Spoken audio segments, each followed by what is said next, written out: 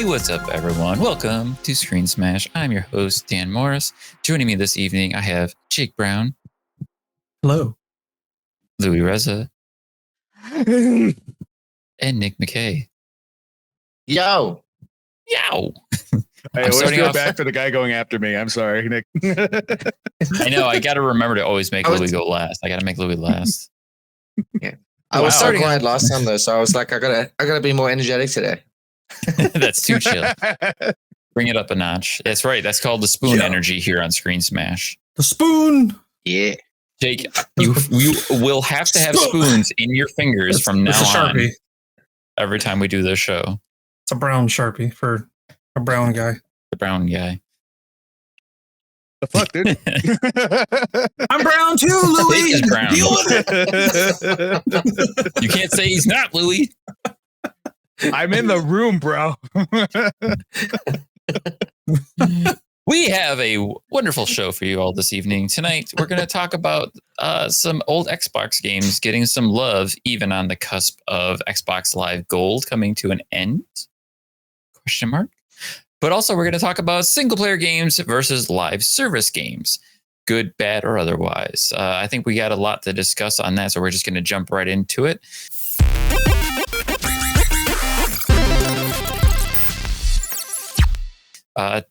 Right off the bat, Xbox Live is ending the Games with Gold program that's been going for over 20 years.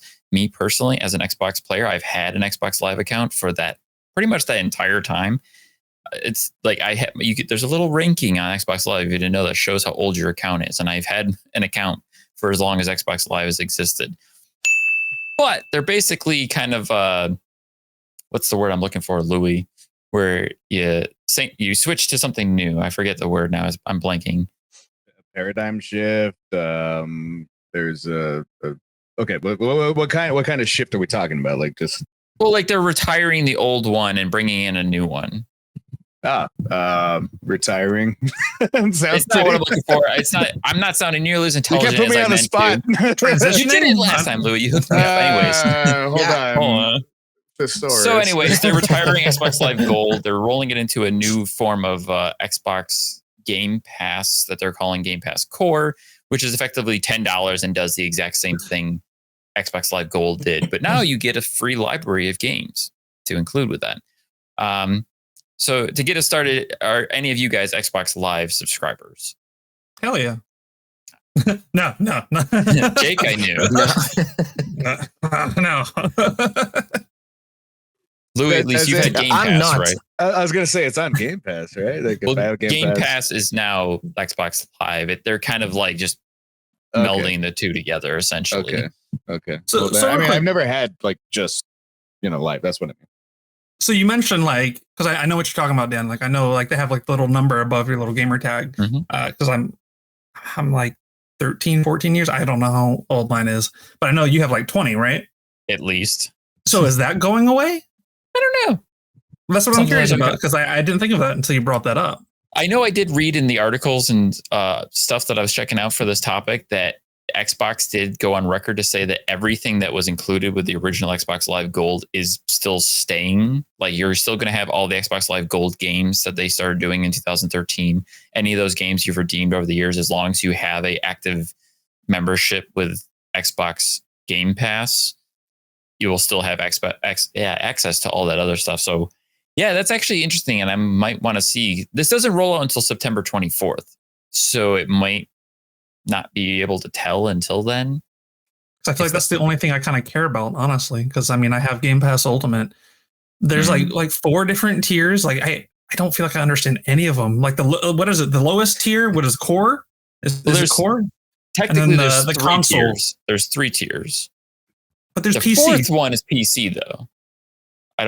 It's not really a tier within the other ones, because you have core, which is they're basically doing what PlayStation did when they broke up the PlayStation Plus subscriptions, but it's not quite as ludicrous. Core is just what was Xbox Live before. It's $10 a month or $60 a year. Same pricing, same rate, but now you get a included library of games, much like what PlayStation did with the PS5, but now they stopped. That's gone now. And they said they're going to add more games to that over time. You've got that. Then you've got the console edition, which is like regular Game Pass. It's $11 a month, and that's full Game Pass. Then you've got Ultimate, which is Game Pass plus PC Game Pass plus EA Play. Those are the tiers. Because it does sound very similar to the rebranding of PlayStation Plus, where you got so now you get Essential, which is just the ability to play online, and you get the PlayStation Plus free games every month, which is like 3 games now every month, and then you can get Extra, which includes Game Catalog, which is like Game Pass, but that is only for PS5 and PS4 games, and then you pay. It's a little bit more to get premium, which then includes classic games, and you get game trials. So you can get like a 2-hour demo of like The Last of Us Part 1 and Gotham Knights and God of War. So it sounds like it's just tiered, and that everything just keeps getting added the higher your tier goes. Thank you for being the PlayStation expert in this conversation, Nick. At least there's one of us here. Yeah. Do you think that they've changed it now to the way it is in response to kind of what PlayStation's done? Because it sounds like they very much have just followed PlayStation's tier system, which is not a criticism. I'm just saying it sounds like they've really just simplified their product. Instead of having Game Pass and Xbox Live, they've said we've got 2 things that essentially do the same job. Why not just? Yeah, that's what I kind of think. Because I mean, like I don't know what the difference is, to be honest with you. I'm trying to give people other chances. I think it's similar that, yes, they're probably following in a similar scope, but I think they've been wanting to do it for a long time, and maybe they were letting PlayStation do it first. But I think like Xbox has been leaning towards that model, but they basically had to establish Game Pass as a service first. And in the last couple of years is where Game Pass has really taken off and become like a staple of a platform as well as a service. So they're probably at that point now where they're like, okay, we can retire Xbox Live Gold and just make it Xbox Live Game Pass or Xbox Game Pass. That's everything, because it makes sense now. Because before with Gold, I know it's getting confusing just trying to explain it. With Gold, it was online multiplayer plus you got the free games every month, which PlayStation historically copied from Xbox because Xbox did it first. Yeah. So now it's, instead of online multiplayer plus a handful of games every month, or it was 2 games every month. Now it's online multiplayer plus a selection of like 20 games. And they said they're going to add more games throughout the year. Like you're going to get 2 or 3 new games throughout the year to the thing, or maybe it'll cycle out kind of like Game Pass does. And it's basically like, it's that perfect entry because it's only $1 more to get full Game Pass. So I think they're doing it with this incentive of like, supersize me, you go to McDonald's, you pay for $1 more, you get the jumbo one kind of thing. It's like, if you're paying $10 already, why not pay another $1 to get the other one? I don't know. I'm an ultimate. So. I look at McDonald's the same way I look at Game Passes. There's only one size, and it's the top. Yeah, I've had ultimate from the beginning, basically since it became a thing. So Same. It's hard to go back once you've had that, because I can play the Game Pass on console as well as PC.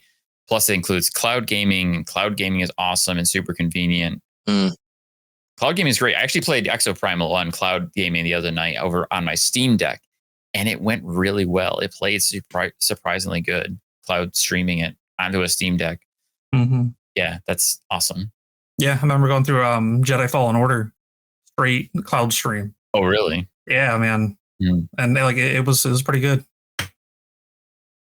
Louis, do you have any thoughts? I haven't had a whole lot of good times with the cloud streaming too much. You've not had the best experiences with PC Game Pass, I know. Mm-hmm. Yeah, so I mean, like it's easy to just say that because of my personal experience, it's bad. But I'm also not so egocentric that I would think that way. I'm like, no, I get it. I usually have bad experiences with a lot of stuff, especially electronically. But I do love Game Pass. I do love everything that it brings to the table. I also love PlayStation's Game Pass, whatever it's called. I don't care. I like what these people are starting to do. I like that they're starting to put more libraries together. I like that I have my choices to go back to certain stuff. Like last time I was talking about, I've been playing Legend of the Dragoon, like just these nostalgia points, man. Like all that stuff is just so goddamn cool to get back to. And especially if they're considering like, remaking certain games, it's a great way to re-experience it and even go alongside. Like I was playing Final Fantasy VII, the remake, while I was also playing the original, because I just like seeing the differences. I like seeing what I feel for it. So I don't have too much negative to say about it. I never was an Xbox guy. I was always a PlayStation guy, so I don't have the same nostalgia that you have for it, Dan. But I can see it being effective, or being affecting to people. At least less confusing. Yeah, and I like what Nick is saying about too. They're basically kind of copying each other. That's kind of what we talked about a little bit last time. Is that like what I was saying? I would love to see exactly the same stuff. I just want the choice of what the actual system can bring. Can PlayStation's got VR done. Xbox has what at this point? They have better cloud gaming for sure. They have better cloud gaming for sure. It's all within the service. That's why I think that they're thinking it's going to work on PC, even though there's definitely some niches in there, but it's still way better than any other cloud service that has ever existed, considering they don't exist anymore. Looking at you, Stadia. Anyway, there is a lot to be had from it. And now I'm starting to see what I've always wanted to see, which is that the platforms themselves are bringing something different, given if you buy this versus you buy that. I don't want only games on Xbox. I don't want only games on PlayStation. I want all games being available, but I get to choose what platform I want to play them on, because this one is better than this one for me because it does this. Done deal. Yeah. So, I think it's interesting that you're hitting on the so boxed. But the tech aspect of it, where like kind of like PlayStation banked into VR and Microsoft banked into cloud gaming. And it's interesting to see, how that's developing for both of those companies. Like PlayStation's definitely killing it with the VR. Their VR is probably one of the best you can get out there. Oh, it's really good. But it's incredibly expensive too. But on the flip side, so Xbox affordable. is doing really well with cloud gaming. So it's kind of like where your priorities at. Or like me, I want everything. I want the best of both worlds. Most people who like, if you have the comfort and flexibility to be able to consume everything possible, I want them both ends. But I also, like you said, Louis, it's good to have that separation. But to not get too bogged down, I want to bring it around now to how the Xbox classic games are getting some multiplayer refreshes within Xbox Live. Just recently, in like the last week or so, it came about that old Call of Duty games, to include Modern Warfare, Modern Warfare 2, Modern Warfare 3, and the original 2 Black Ops, all got new updates for their servers for matchmaking, so people could actually matchmake and play the old Call of Duties. And what happened? All those games are topping the charts in sales right now. If you go to Xbox Store and look at the top selling games, it's literally like Modern Warfare 2, Modern Warfare 3, Black Ops 2. All of them are top selling games on Xbox right now, just because of a refresh on the multiplayer, which is crazy. And an Ultimate Game Sale where all of them are like half off. So I'm sure that played a part. Oh yeah. What do you guys think of this? What do you think this means? I could jump in really quick. I'm sorry. Go ahead. Yep. But, I was just going to say, I'll go. I think it's awesome, man. It's freaking sweet. It means everybody wants to go back 10, 15 years ago when the world wasn't crazy and play some freaking Modern Warfare 2 on Terminal Team Deathmatch. Yeah, and not have to worry about all the garbage that's happening with like Modern Warfare 1 and the new Modern Warfares. It was a simpler time back then, man. It's, modded lobbies and whatnot. There's always that one guy who's modded. Just running in the wall. Never moves. He's just like in the wall. Stabbing everyone until he gets a nuke and blows everyone up. The perfect throwing knives. Like, I was talking about the AOK guy that's just like slept on his controller and he's just walking in the same direction. Dies, and then you see him spawn again. Dies, and see him spawn again. I was that guy. That was me. You were the free kill. Made me feel good about myself. Get in there, Nick. No, I was just gonna say it's crazy how that's what these games are like more than 12 years old. At least. Yeah. I think like 14 years old. I think it's Modern Warfare 2 is from 1. 2009. Yeah. Mm-hmm. So there you go. Modern Warfare 2 even is 14 years old. That's insane. That I think it speaks to the legacy that Call of Duty has. Is that you've got guys that are like, I think there's a lot of guys that have the game physically on their older consoles and just saw it on special and they were like, I'm just going to buy it again and can now play. I remember I was going to say earlier, I actually had Xbox Live for a little bit because I did have an Xbox 360. So there's a nostalgia thing for me as well with Xbox Live. And I actually played the Call of Duty Modern Warfare games on Xbox Live. So like, it's this weird nostalgia of like, geez, that's just how far gaming has come because I've now got a PlayStation 2 generations later. And now we're talking about Xbox Live and the Modern Warfares. It's insane. Yeah, I just wanted to But what a rad idea. So is it only for Xbox that the servers are back? Or is it like for PlayStation? It's only, I think I've heard, is for Xbox. Okay. Yeah. Like I had gotten Modern Warfare 1 on the computer one day because it was like $3. And I started playing it and I'm like, wow, like I guess they already did do an update. This is kind of a weird remake. It looks a little weird. And then I look at the sale time frame and it's the original Modern Warfare 1 that you could just get on Steam. And so I'm like playing in the what's it called again? The like the online and like I was having a great time. I remember exactly all of it. It's the first time that I wanted to do competitive online and actually got really good back then. Now my old eyes are like, where's the guy shooting from? So I'm having a little bit of a difficult time, but the nostalgia for that is really hitting, and it's because it's literally the old game. So I'm wondering if those servers are going to affect all the other servers too, because we did have some trouble, getting matches. The only one I could do really was what is it? Free for all. I couldn't get a lot of team, but I love free for all, so I was having fun. But from my understanding, that was the case before these updates came out. That you could matchmake, you could still matchmake, but it would take forever to find the game, and a lot of times you would end up with like not enough players, or it would just end up quitting out because it wouldn't find the game, even though there were players online. Mm-hmm. Now, apparently, that's what this update did, was fix the matchmaking issues that the games were having.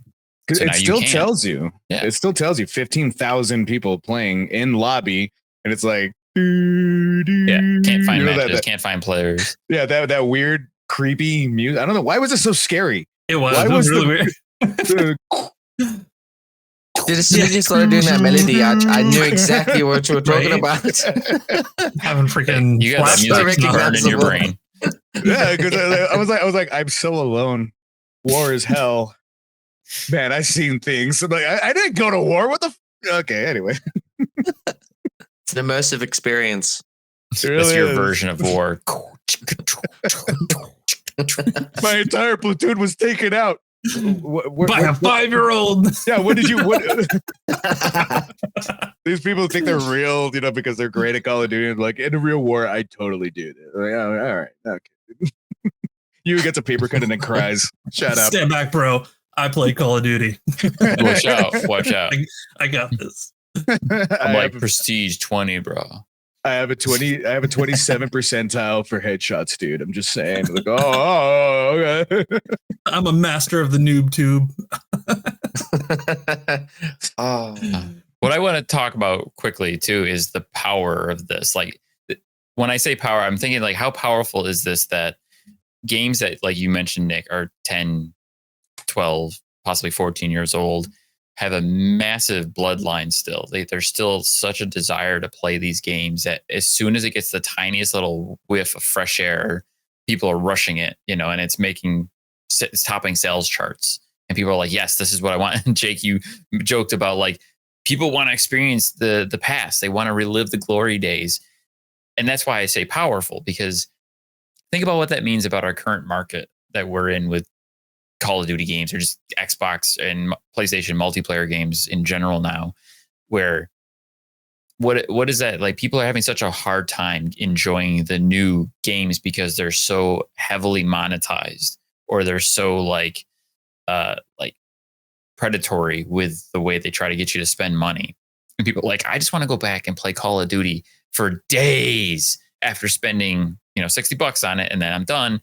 That's the money. I might buy the DLCs, and back in the day, the DLCs were pretty cheap and reasonable, and you buy those map packs, for $10 or $15 a piece, and that's what people want. They want to relive those glory days.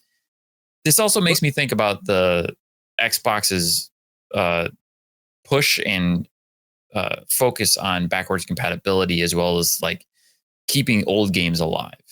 And I hope this is my personal. I hope it's a sign of things to come, where Xbox continues to breathe life into old IPs and old games to keep them going. Obviously, Call of Duty is going to make money, and it's still going to work for that. But I can hold out hope that might mean random obscure games that have been offline for a decade might come back. But Army of Two. Oh my God. What? That just went offline. They shut those servers down. Jake and I were trying to beat it. I don't know who that was, but who that guy who said Army of Two, let's step forward. We want to hear from that man. Not to mention what's the biggest struggle as an Xbox fan who's addicted to getting achievements? Online. I think the online achievements. Because online achievements are minimal. Like they're limited. Like if you don't get them before the game gets shut down, they're gone. You can't get them anymore. I just think that's general. Like if you're a trophy hunter as well, even if you like now PC is starting to do some of that too. Anytime I see a game that's like, oh, by the way, you have to get online for even if it's simple, just go online one time and you have all the online, achievements. I'm like, I hate you. I hate you. Your grandmother sucks. Your mom did a bad having you and keeping you. This is just, I don't like who you are. This isn't going to work out. I get so like unreasonably mad when I see that there's an achievement, but you got to go online. I'm like, because sometimes you have to make me. They're always like ridiculous. Like get the number one spot 5 times, and all you're doing is playing like ridiculous people. We were talking about bots earlier that just like headshot. Like, oh yeah, I'm gonna get number one. This. Well, anyway, like that was that's such a the worst thing, controversy. dude. I used to trophy hunt, I still do trophy hunts. And if I look at a game and it's got some online achievements, I'm just like, well, I'm not getting that platinum. Because some of them are like very, very skill based kind of like trophies. Like, getting like the top amount of kills in a game. That means you have to beat other players. And those other players could have been playing for hundreds of hours to that point. So the nice thing about offline achievements is that you're just against their AI. Like that makes sense. I hate it. I feel anger towards that. Maybe not to the same extent as Louis, but yeah. What? I'm totally reasonable. Well, I was going to hit on it because there was actually a time where games like Call of Duty and other, competitive shooter games, they came under a lot of controversy for those reasons, that some of these online achievements were either a little unreasonable, or the fact that when the game server shut down, you can no longer get those achievements, to the point where there was a time where Call of Duty stopped doing online multiplayer achievements.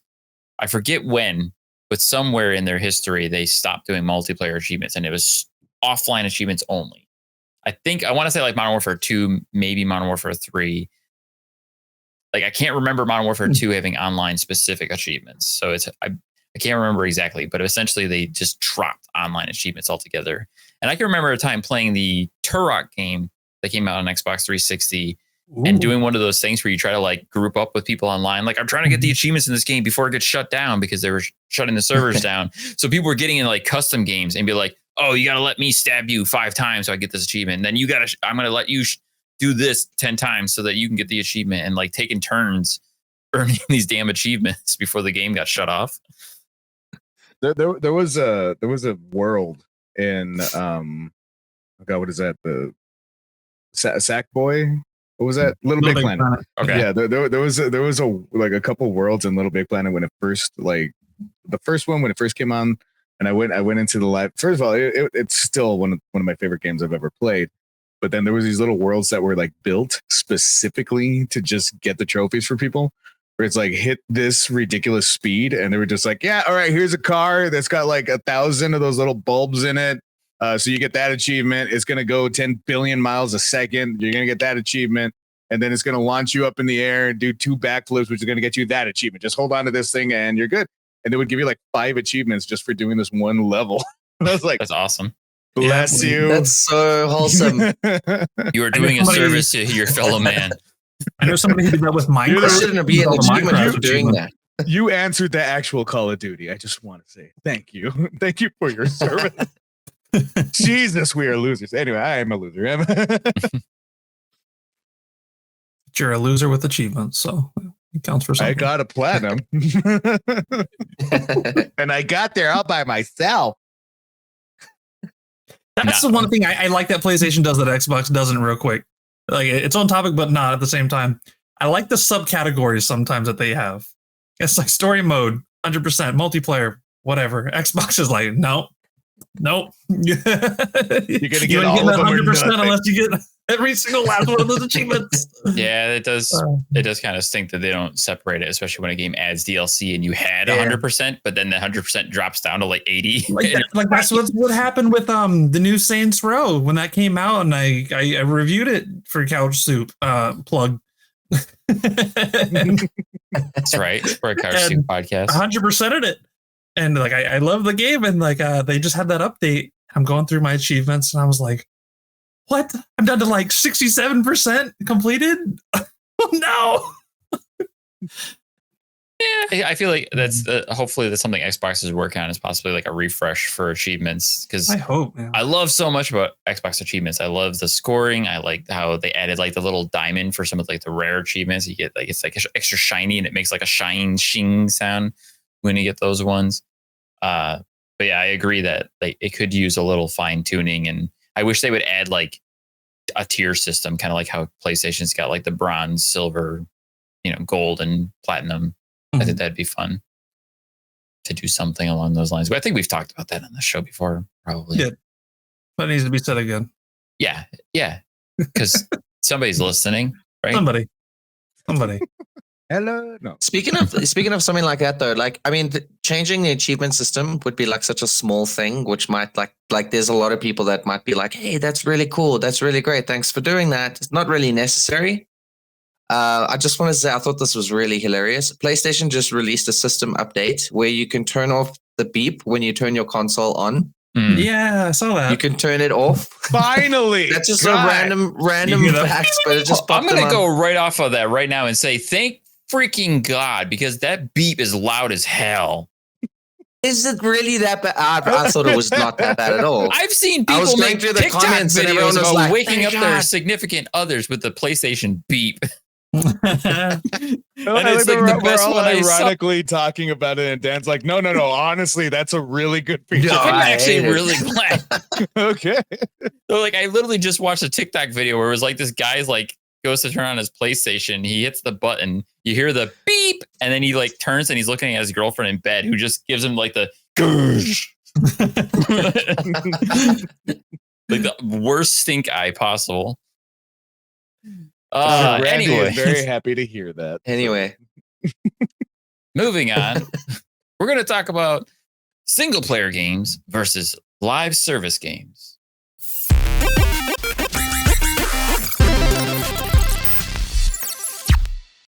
And what does that mean? A live service game? It could be a lot of things, but to give some examples to kind of set up the discussion here, we're going to talk about games like Destiny, which is a live service game. You got the Avengers, which is now defunct, a failed live service games. And you've got a lot of games down the pipeline that are live service games. Then you've got different subgenres of live service games. You've got the PvPs, the battle royales, all that. Everyone knows a single player game. Obviously, it's the most straightforward version of a video game where you play an experience start to finish that's catered. It's one closed off thing that you do. But Nick, you were actually the one that talked about like suggesting this topic. So I want to kind of give you the platform to kind of like tell us what you want to get into for this topic. Like why is this the thing we want to discuss? Yeah, so I think it's interesting because it's two very different gaming experiences. I think that, you know, I am a huge fan of single player games. Always have been. You know, my favorite games are like anything Naughty Dog releases, really, where it's like a narrative experience. It doesn't have to be that long, but you can enjoy it. Like you could also enjoy it multiple times because it's just that crazy, that enjoyable. I think the biggest talking point is the sort of, I want to say, longevity of these kinds of games, because I mean, you could play Uncharted 4 like 6-7 times, but you know, you're still doing the same thing over and over. Where a game like Destiny or, you know, your battle royale games, you're having a different experience every single time. So it kind of like you never know what to expect, and that's sort of unexplored, uncharted territory, if you will. Is kind of it's interesting in the way that like you kind of do something new every single day. You know, and then games like Destiny. And I mean, Avengers to an extent, they kept releasing new content that you could play. So I think that's kind of what I wanted to bring to the table and see what you guys thought. I mean, I've always preferred single player games because online games, I feel like there's a skill ceiling for a lot of games that when you hit it, you kind of it can be terrible. I used like the worst example for me. I got so addicted to Apex Legends. I played it for a couple of hours every single day, and I just hit this level where I couldn't get any better, and everyone around me was so much better. Not to mention their ludicrously ridiculous skill-based matchmaking system. And then I just felt like on top of having a bad player experience, I was having, you know, new skins and new purchasable stuff, the monetization just shoved into my face. And not necessarily to the extent, like, they're not saying like, oh, give us your money. But I feel like these games as a service things at the moment, it's like with everything, like in social media as well, it's all about engagement. They're just trying to keep you playing. But it's kind of like, why? You know, why do we want to keep playing? I mean, I keep going back to Uncharted 4, The Last of Us, because I genuinely adore that experience. So I wanted to see, how do you guys feel about the single player versus multiplayer kind of conversation? And fakers, Jake, I know you're a big Fortnite player, but I know you also enjoy your single player games. I enjoy both. And like, it's got its pros and cons for each. So like, I can't really choose a side for both. I mean, like Nick said, like I love just about anything Naughty Dog puts out. And like, I'm going to replay Uncharted once every year. But like looking at games like Fortnite, I think the thing I love about it, like I love that they do keep it fresh. I love that like right now, I haven't played Fortnite in 2 seasons just because I didn't care for it. But it's nice to know that I stopped playing like 6 months ago, and knowing in like another 2 or 3 months I can come back and it could be something completely fresh again. And I think that's something that's actually really cool, that, you know, it's not like, oh, all right, I'm just tired of this game, I'm gonna move on. But like now it's like, oh, if I feel that, I can go away and come back, and there will be something waiting for me when I do come back. I don't like about it. Games like this one, like Halo Infinite, that's technically a live service game, right? I would think, wasn't that supposed to be like the last Halo?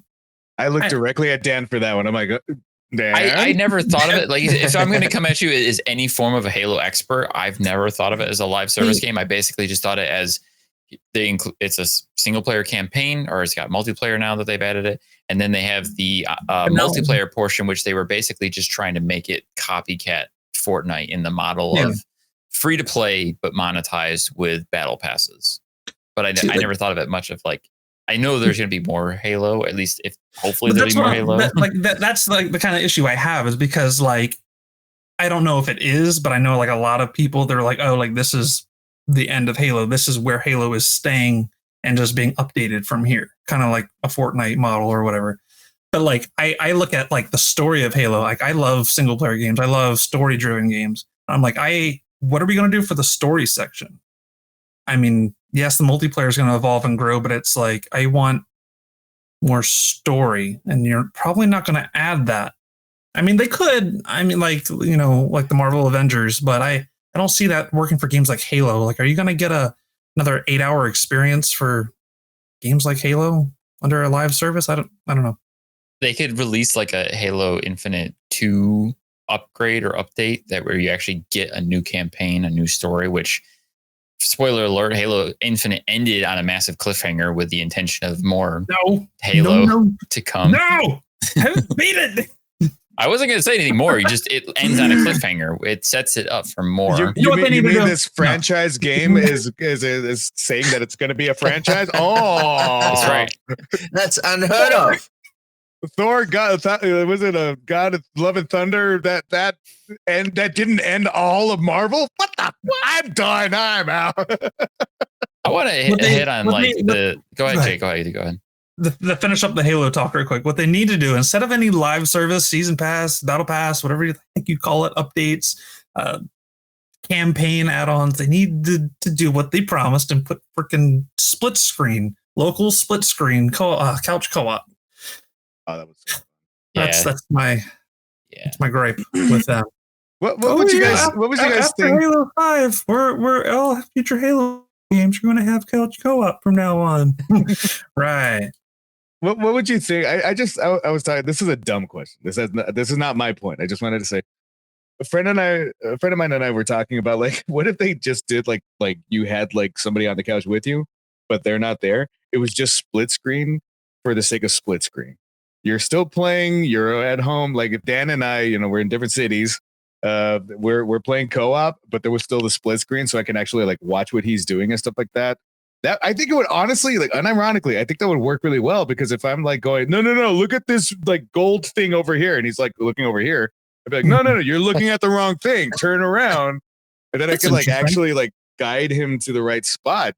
Like I just think that would be cool. But I kind of think real quick. I kind of think right there something cool like a feature like that. I think that would actually be kind of cool with I don't know, Dan, you should remember the feature when the Xbox originally came out, the Xbox One. They had the snap feature. I think that would be kind of cool to kind of have a little picture in like the top window. That would be interesting. That way, it's not like your entire freaking screen. Yeah, that's what I'm saying. Like a little square picture, like right here. That'd be interesting. All I can think about now with what Louis said was like if you're playing like Mario Galaxy 2-player and the one person just controls the little star on the screen and points like, do this, and I can click on things. That's 2-player. Just see the thing going all over the place. It's like, no. Pick up the stuff. It's over here. It's over here. What are you doing? Ah! Yeah. That's just me trying to like guide my 6-year-old playing games that my brain. Yeah. So I think just my biggest point is like for games attached that have a single player mode, I don't want the live service effect to hurt the single player aspect of it. That's kind of where I'm at. If we're going to go into the Halo Infinite rabbit hole that it is, I just would quickly say that as a fan, I always thought and assumed and hoped that Halo Infinite would be like, okay, here's the campaign portion of the game where we're going to give you the Halo goodness of campaign and story that you all love and wish. And over here is the multiplayer, which we're adapting to meet current expectations of multiplayer games so that it's free to play with premium add-ons that are cosmetic only, so it doesn't help players get any better. So they have rock solid multiplayer that you can pay more for if you want, but don't have to. But we're still giving you the amazing Halo experience. The only problem is that didn't happen. They tried to, and just none of it came together the way they wanted to, and that's. I'll just sit here in silence and hope that maybe they fix it one day. Halo Master Chief Collection is still awesome. Halo Master Chief Collection still gets updates and it's still it's awesome. Master Chief Collection is still good. They keep adding new stuff to it too. Yeah. That was the first thing that I got that was Xbox exclusive that I didn't get anywhere near touching. Like I didn't have Game Pass yet. I bought it on Steam, and I was just like, oh my god, look, I'm playing it with the PlayStation controller. This is dirty, But to really get into it for this conversation too, we also have to distinguish between like a game like Apex or a battle royale. Their whole focus of that game is the battle royale. There's story there ish, but it's not really like it's there, like but it's not. And like to really get the story, you have to kind of go to external sources, just like Overwatch. Like you only really get the story if you go to like the website and read random things that some person wrote, and that's your story. But on the flip side, you've got games like Destiny, which has a very detailed, very elaborate story that keeps getting built upon and built upon with each expansion that they release. Destiny, for all sakes, is an MMO. It's a shooter game, but it's a story-driven, experience with very bespoke set pieces and dialogue and character interaction. It has PvP, but that's like, whereas on the other end, it's all PvP. That's the only point of those games. So as a game with a service, they're very much in different categories. But like, you can experience a great story with Destiny. Sadly, you can't play that story by yourself, single player. Like, that'd be cool. Like be able to pause when you're in the middle of a massive battle and you're like, oh crap, the dog shit in the bedroom. Like, you gotta like, ah. I mean, I can understand why that's not going to happen. I mean, it's pretty obvious. You can't pause reality because you're playing a game. Like, all right, all the networks, all the engines just, I need to go get my pizza rolls. Everybody stop what you're doing. I need to clean up this poop. The kid is throwing up. Hold on. Yeah. There's so many things that happen with that, but I wanted to give my 2 cents as well. That like I really, really enjoy. I'm more honestly a personal gamer. I really like my single story. I like I'm one of the very few people that liked all of the cutscenes unironically from Metal Gear 4. Where I'm just like I know. Shut up, Jake. One I said one of the only people that I know that like I really enjoy. I can never not be contentious. I really enjoy just like experiencing something for myself. I really enjoy like being there for myself. Like Maria's always talking about that she loves playing Destiny, but she likes playing Destiny by herself too.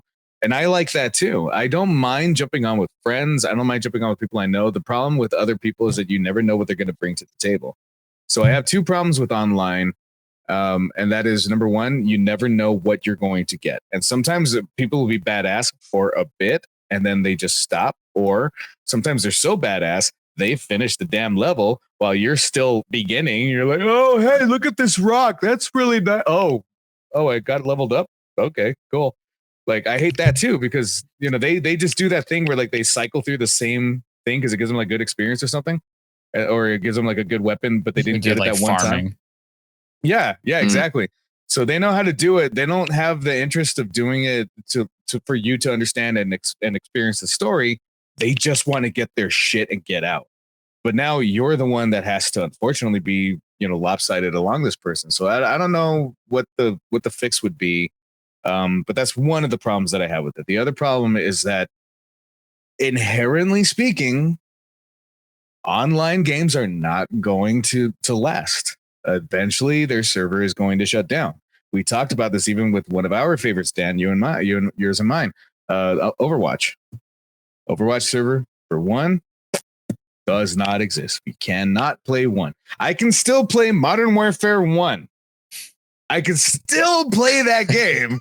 And yet Overwatch is like, no, we made it 2. Nobody wants 1 because 2 is better because it's more. Like I don't understand that. I don't get that I bought this game, all right? I played this game. I put my bones into this game. My blood, sweat, and tears. Like I had many a drunken night screaming at my friends, going, I love you, man. I love you too. I got point 1. Let's go get point 2.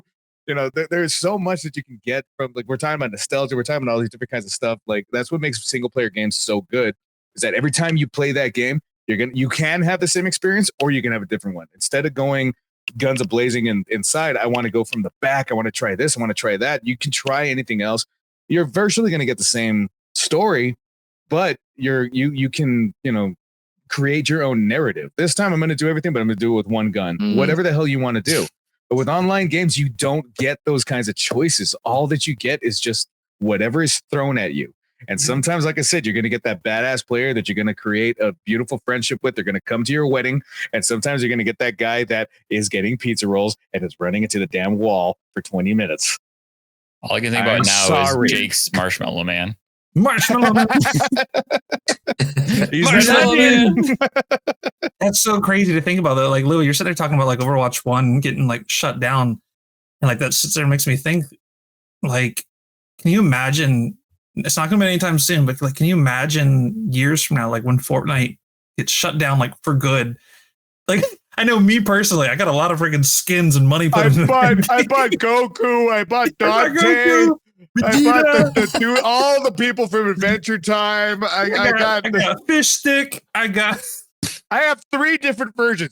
3 different versions of Nathan Drake. I don't want to lose any of them. Yeah. All that money you wasted Tom Holland is one. going to die. It's all for nothing. We mean nothing in this reality. We all like it's really sad to think about though, because it's like that happened with me with I mean, I didn't spend too much money.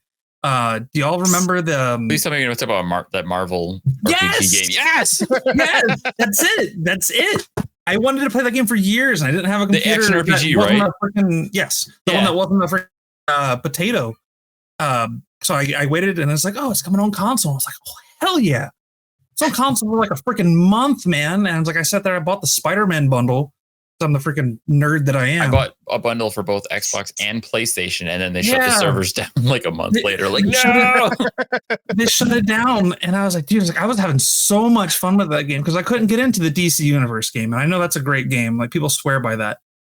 Honestly, sorry, go ahead, Jake. I didn't want to cut you off. No, I mean, but that's it. Like, dude, I was so happy, and it's. Like every time I go through my Xbox library and I see that pop up, you see that? Oh my man! I see freaking Captain America sitting there, Spider-Man swinging in the background. I was like, golly! It was a good game too. It was. I liked it. It was like the Marvel Ultimate Alliance games, but like it was Diablo. Marvel, Diablo sense. Oh man, I'm so happy you know what I'm talking about. Oh my god! I before you even said it, I'm like, please tell me you're talking about that Marvel game. Was it Omega? Marvel Omega? It was like Marvel Omega or something. I forget now, but yeah, I went through the exact same experience with it. Marvel Heroes. Omega. I just learned too. Like, I'm really sad to hear that new Gundam game is getting shut down at the end of the year. It's a hero shooter based on like Overwatch. It's a Gundam game. It came out last year. I play the crap out of it, and now it's getting shut down already. Like, I hope he didn't spend money on that game. guys, I think we're forgetting the biggest tragedy in video game history, and that was that Final Fantasy VII online only game that lasted. Nobody remembers exactly my point. It lasted. I know what you're talking about. 2 months or something. They were like, nobody's buying it. Like, yeah, isn't it Soldier or First Soldier? First Soldier, Final Fantasy VII. I'm sure, unironically, there was at least a handful of people that really enjoyed it and really loved what it was bringing to the table. It didn't even last a full year. What happens to them? You know, all the stuff that they bought, all the stuff that they did, all the time and the energy and everything that they gave to this game. That's just, server down. Yeah, good.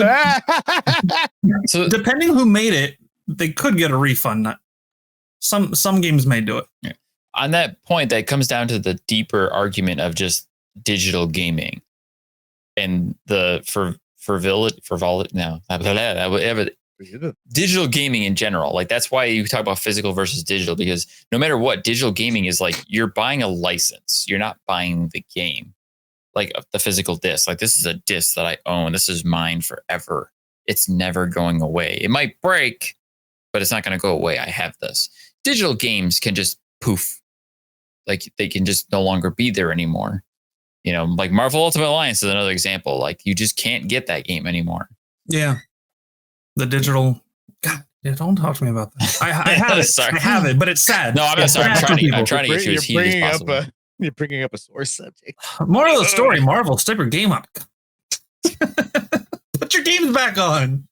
Your movies are great. What the hell is going on? Where's X-Men Legends 3?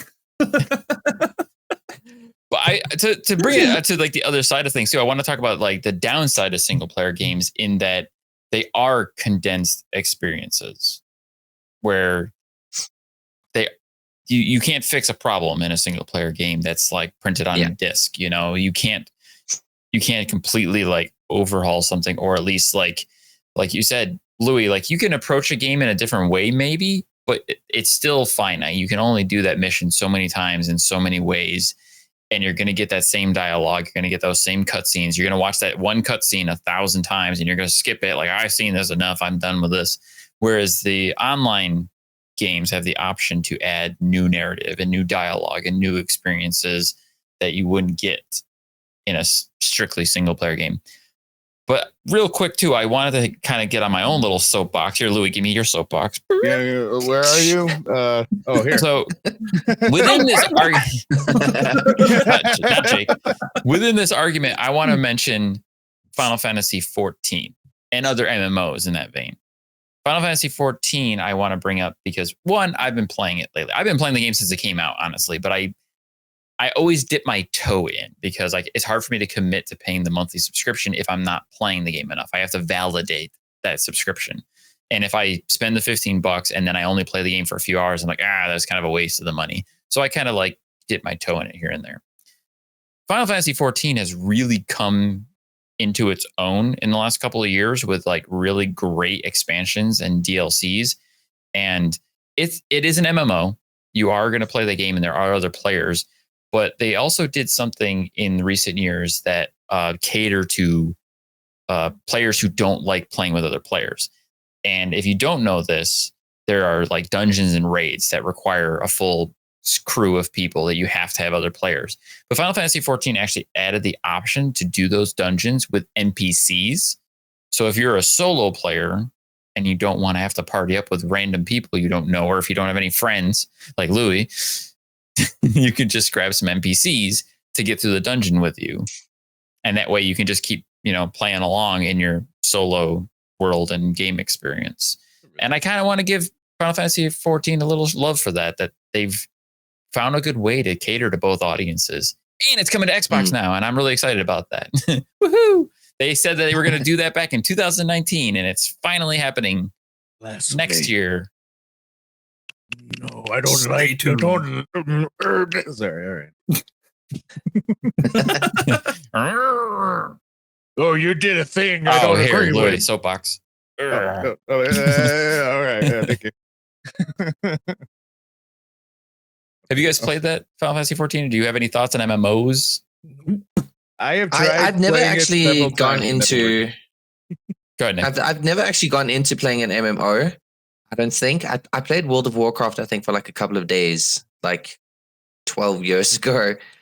But yeah, I never. It wasn't that I didn't understand the appeal of it, but it always kind of seemed like it was a bit daunting because like an MMO, you got to really dedicate yourself to it. You got to be playing every day. You got to find like a crew. You're saying things. the same thing as you said for Apex Legends. Yeah. I don't play online. I like to just hermit and just play Uncharted for the 70th time. Leave me alone. So case in point, I'm going to keep playing Uncharted 4. Hey, Nathan.